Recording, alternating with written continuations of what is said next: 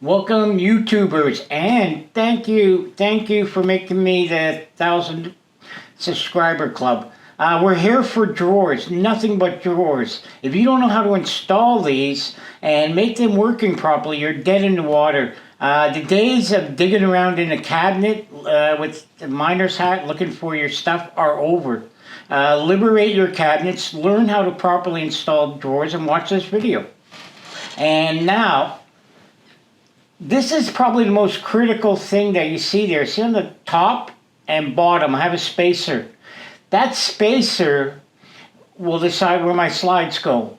It doesn't matter about that spacer, whether it's a ½ inch smaller or even 1 inch or 2 inch. And if you try for the bottom or you try for the middle of the drawer, that doesn't matter. Me personally, I like the middle of the drawers. I just think it has a better feel, flow. You get a little more flex, and I just like it a lot better. Now, I have it set about a 1/16 of an inch from the edge of the cabinet. I don't want to go flush because sometimes you're a little off and it gives it a little pull with those soft closing. I could have put a spacer in the back, and if you're new, maybe that wouldn't be such a bad idea. I'm not really, I put them on, there's a tab there, and I always pick the end of the tab because there's a little bit of a flex. I'm not going to screw these in with the intent of adjusting. When you start the adjusting, you're finished. It's really hard with big drawers. When you go, then your drawer ends up not touching properly on the cabinet all around, and you end up tipped, and then the other drawer face just it just looks crooked, and it just turns into a snowball effect, and you can't adjust it. This is what will save your ass. Now this I'll flip over and use those exact same spacers, and that's the key. Exactly the same, and same with my cabinet. My cabinet has to be exact, and strong cabinets are so important. You notice I have full backs, full tops. I don't use spacers. And for 1/4 inch backs? 1/4 inch backs cost so much time putting grooves in, trying to get it, and putting a little strip of wood. Don't do it. Make full cabinets like this, and you won't regret it, and you'll have really, really strong drawers. Okay? Now, if you're going to see the next one, I'm using the same bottom, and now my top now has become my middle, and this one is set for 2 drawers and a cutlery. They're not full pot drawers, but they're decent sized drawers. I don't go for really thin drawers. In this case, I think they're going to have 3 really big cutlery drawers, and that'll be fine on this kitchen there, because there's like about 16 drawers on this kitchen. And those spacers, when I go on install, will come with me. And I'm kind of doing the exact same thing. Just pull it out, keeping it about a 1/16 of an inch. Not really, like I said, I realized while doing the video, and I'm doing it maybe so long, I put a spacer in the back for the slide, just so if you're starting out, you're keeping them all exact same space, and it create a lot less confusion. And I'm putting about 3 in each side, all the way up. You can put 4. It doesn't really matter. 3, 4. 2's not enough. 2, you can have one maybe a screw that strips out or is not as strong as the other one in there. So, try to get 3 or 4. 3 minimum. 4, then you're pretty much guaranteed nothing to come loose. And watch that you go all the way. There's also, I got flathead screws, but I prefer the panhead. My supplier sent me those screws, and they did a mistake. I would rather have the panhead. They're less likely to move. Now, the drawers itself, just take an adjustable, set it, draw a line, and you'll see with this slide, like you unclip it. Hopefully you understand that part.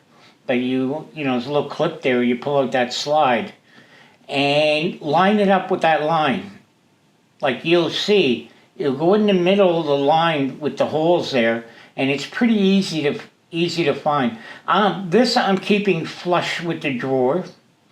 I didn't hide my cabinet bottoms on that. On some of my other ones, I did dados, but I clear coated, and I know it looks a little slightly on the bottom. Think about that when you're doing your drawers. At that side, you see how clean you want it. And that's really all there is to it. This is hard when you're alone.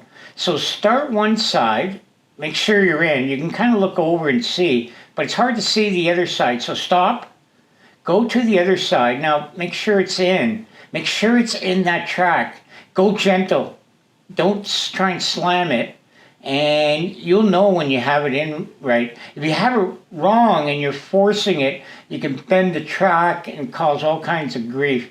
This one I preset, and it's just going in the same hole, my drawer face. I'm going to screw it in, and that's really about it. Just if you're working alone, it's hard. If you have somebody help you to put those big drawers in, and it's your first time, yeah, I would suggest getting somebody at the other end. Just if it's your first couple,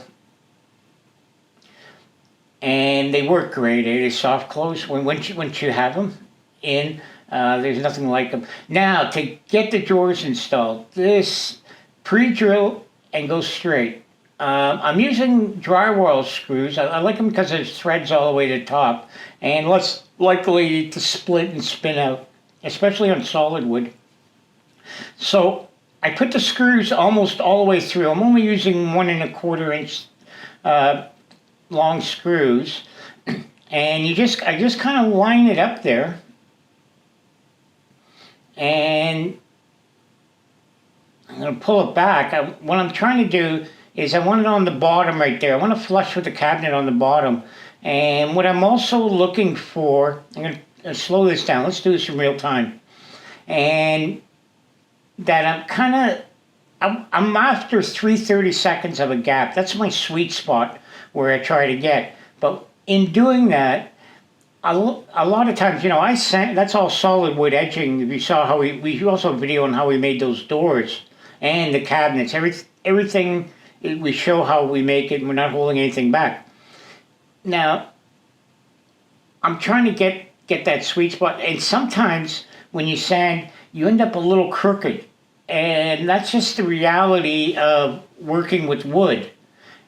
And you can see here, I'm just bringing up that corner. I'm not happy that doesn't look straight, because if I don't get this straight, when the other cabinet butts into it, I don't have any forgiveness. That's the only thing with full overlay. Like, you don't have any wastage. Like, I don't have any wood or anything. And you can notice with the drawers, I left nice gaps there because people tend to fill them to the top, and when they do, it gets caught. Like, God knows how many times I've been called back in the 90s for that. I used to fix that all the time. Now, the drawer face, I'm screwing in here, and you can see I'm just trying to go straight to start it. I'm not going all the way. Be careful. Don't go out the other end. Now I'm gonna take it, and I'm gonna go just pull it out a bit, and you'll feel the hole.